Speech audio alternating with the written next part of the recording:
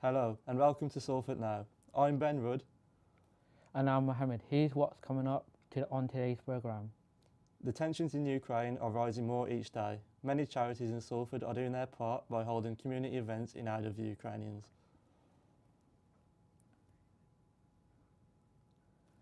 Our reporter Neve McDermott caught up with a University of Salford student who has made a dress entirely out of PPE. Polly Luscombe will be reporting on a new art exhibition in Langrove Cornerstone, where Salford artists can showcase their work.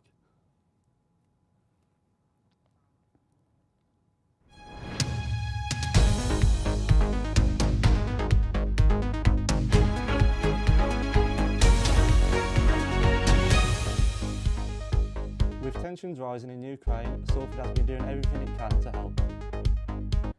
From prayer groups to crisp packets, Salford Reticent has given their all. Our reporter Emma Wright is live at Oasis Hub. Emma, what's happening there?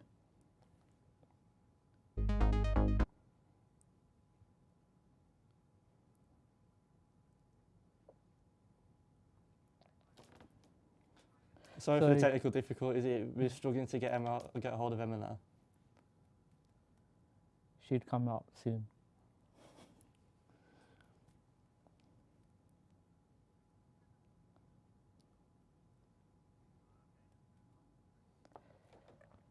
Have you ever thought about wearing an old PPE? Well, a University of Salford student has made a dress out of discarded PPE equipment for her final major project at university.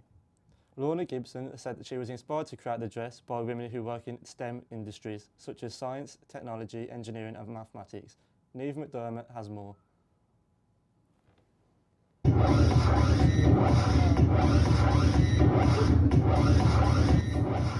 Only 14% of the energy workforce are women, but a fashion designer student from the University of Salford is attempting to change that with style.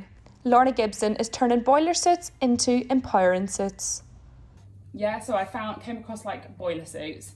I wanted to do something with that, so I've taken some of the key elements such as like the wired plackets and stuff. Yeah, and then I wanted to make it more like feminine, to put like a dress on top, over the top and everything.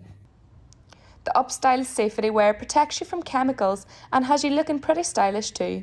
But what is the thought process behind it? So I've got a raglan sleeve here, which is like better for movement and everything. A narrow collar, because I liked how it like contrasts with the large placket. And then I've just got poppers going all the way down. And then you've got buckles to make it adjustable, so you could get this on and off easily. And then I've just done a line of pleats going down, and then it curves at the bottom, just for a more flattering look, and it's longer at the back, kind of like a train. And the jacket follows the line of the skirt at the back, so it's longer as well. The powerhouse infrastructure can't be fully sustainable, but with Lorna's design, at least their PPE can. The excess material is from a PPE manufacturer, Globus Group, that protects products for both the industrial and healthcare sectors. On power stations and like gas, and that's all very like, no, we don't want that, like that's not the future.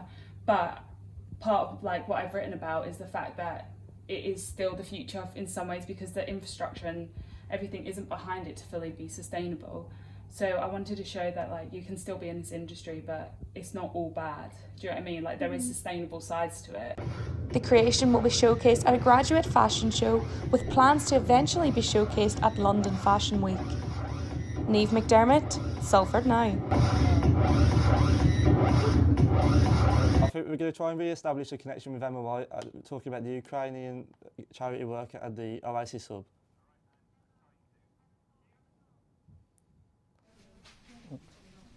Hello, I'm here at the Oasis Hub at Media City UK, and as you can see behind me there are being blankets made out of crisp packets, and I've got Hannah Miller with me today, and she's going to tell us a little bit more of what they're doing here. So Hannah, could you please tell us your role here at Media City? Yeah, so I'm Community Hub Leader here at Oasis, Community Hub Media City UK. Amazing. And how important is it that we do these blankets? So these blankets at the moment, we're putting them together, and they're going off to the Ukraine to help refugees that have fled the Ukraine, that are in Poland or surrounding countries. So it's so important that they get them. At the moment, Uh-oh. Apologies. I apologise for the connection.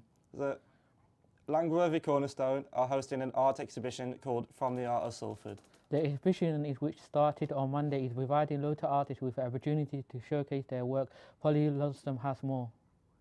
Peter Dean has only ever given away one of his artworks to a band in Manchester called the Lottery Winners. For the rest of the paintings, they've been hidden away in his furniture studio. He started painting during lockdown in 2020. Creativity was killing me, and being at home, I didn't have the studio, so just in the back garden. It was a nice summer, wasn't it? So it was like, yeah, do you know what?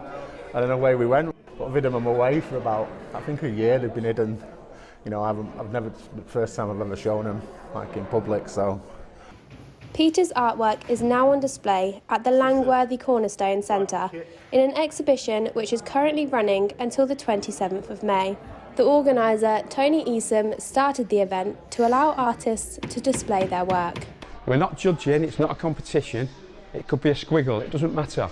Somebody's took the time to do some artwork or to do their form of artwork, then decide to put it in there. Only one condition, for that moment, for that time of the, while they're in the show, they are a lad or a lassie from Salford.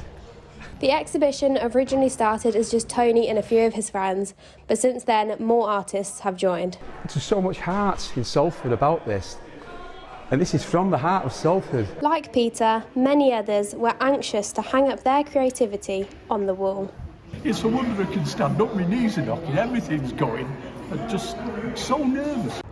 Suffering with rheumatoid arthritis hasn't stopped artist Roy Zammit from showing off his pieces for the first time. In fact, his condition is his inspiration for painting. You get lost in it and end up looking up and it's 4 o'clock in the morning. So. Talking to the artists at the event showed me that it doesn't matter your ability or how old you are. If painting is something you want to try, then you can. As artists hung up their paintings, there was a sense of pride and joy all around. Whether it be good or bad, I'm kind of happy for people to look and go, oh, I don't like that, you know, that's a bit strange, but even that reaction is a good one, and then other people who actually get it and look and go, no, actually, do you know what, I get that, I like that. Polly Luscombe, Salford Now. Salford's very own radio station, Shock Extra, will be hosting a 24-hour live broadcast from 9 a.m. on Monday until 9 a.m. on Tuesday to raise money for comic relief. Joe Nanda and Courtney Holder will be hosting the show, which will be filled with lots of special guests and music. Fair Do That reports. Good afternoon, Salford. My name is... Shock Radio is usually home to the greatest hits, but this Monday it's home to something else too, a campsite. In aid of comic relief, Salford Shock Extra will be hosting a comedy campfire. Live from tents in the Student Union, Courtney Holder and Joe Lander will be presenting from 9 a.m. Listeners can expect music, comedy, live performances and even true crime. So there's a great sort of opportunity for the whole Shock community to come together, but also the uni community as well, because we've had a lot of help from the Rowing Society, the Cheer Society is also coming in, the Salford Comedy Society is performing with us, and we've had a few sort of musicians as well from around the uni. So it's really been a huge collaborative effort in the hopes of raising some substantial funds for people who really need it. Many familiar voices from both Shock and Shock Extra will be taking part. Station manager Alex Charles will not only oversee the desks, but has also taken on a 3-hour rowing challenge. I spoke to him to see how he felt. I realised that I, as station manager, wasn't doing anything to contribute to the actual live broadcast sort of element that people hear itself. I know I'll be heavily involved in like all the tech stuff, but I was like, oh, I don't have a show. So then I was like, me and my co-presenter Olivia originally were going to do a cycle, but it's changed. So Olivia's going to cut my hair live on radio 4 till 5 on Shock Radio, and then at 11 until 12 11 till 1 I'm doing a 2-hour row on Shock Extra for the comedy campsite. So it is going to be a long day, but I'm excited because it's all for a good cause, so you know. Donations to comic relief can be made through the Shock Radio website, with the station hoping to raise £240. After weeks of planning and plenty of hard work, it's not something to miss out on. Faith Tudor, Salford Now. It's been a busy week in Salford for entertainment. Hannah, can you tell us what's been happening? We celebrated International Women's Day on Tuesday, and all week people have been sharing amazing stories of women they've been inspired by, and multiple events and panels have been held all around Salford. If you didn't manage to get down to see any of them, you're not too late. This Saturday, Women with Wings Group is calling an amazing, powerful, super and bold women to be inspired and empowered by amazing speakers and get treated with manicures and massages. You can head down to Bethany Community Centre between 11 and 4 p.m. to get involved and give International Women's Day a final celebration. The Lorry has lots going on this weekend. If you're up for a laugh, comedian Tom Houghton is putting on a show on Sunday. He has promised to make your belly laugh as he tells incredible stories with unique twists. And if that's not enough, Ed Gamble is also visiting the Lorry on Sunday.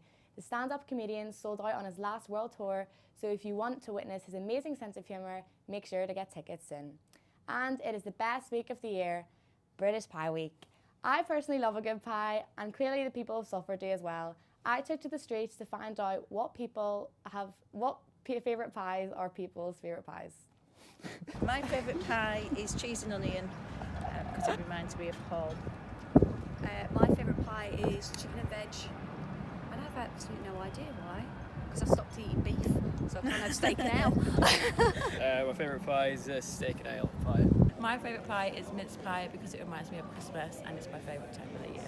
So my favourite pie is apple pie, and why, I don't know, it's really sweet. I like the cinnamon, I like the apple, and it is really, really good. I really like it.